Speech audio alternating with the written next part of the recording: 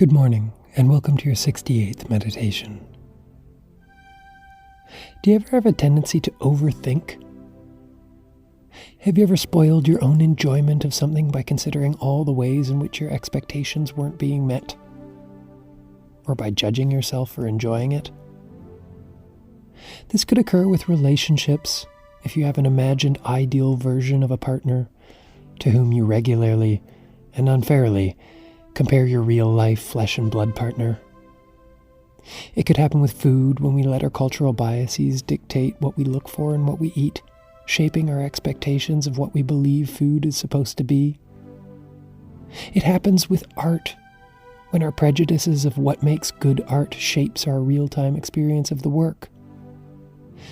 And it can happen with life more generally, when we become so obsessed with what we want to get out of it that we stop paying attention to all that it is constantly offering us.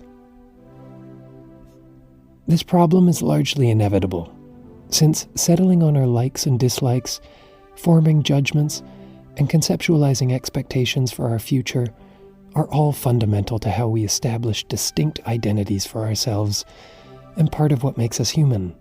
So we mustn't punish ourselves for being closed-minded or ignorant just because we have these tendencies. The trouble occurs when we let these preferences, judgments, or expectations interfere with our own or anyone else's joy.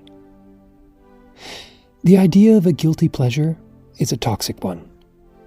This is because there shouldn't be any guilt or shame in anything that yields pleasure, so long as it doesn't impede anyone else's ability to enjoy pleasure themselves.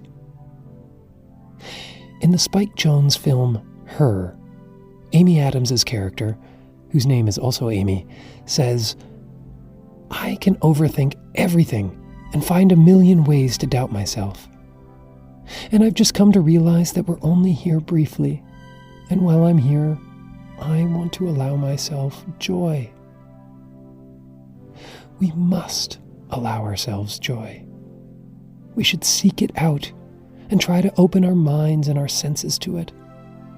Every single moment is packed with infinite ways to experience it. But how do we locate the joy in each moment? We need to pay attention. We need to be present. We need to practice this skill. We need to open up our eyes and ears as we walk down the street. We need to take a moment to appreciate our food, the flavors and the rich nutrients it offers us. We need to admire the incredible complexity of one another and of the myriad ways that we interact. We need to loosen our concept of who we are, not only welcoming growth and change, but getting excited about it, viewing each new experience not as an accessory to our already fully formed identity, but as a potentially fundamental building block of our ever-inchoate self. Keep it up. You're doing great. Have a wonderful day. This podcast was brought to you by Odium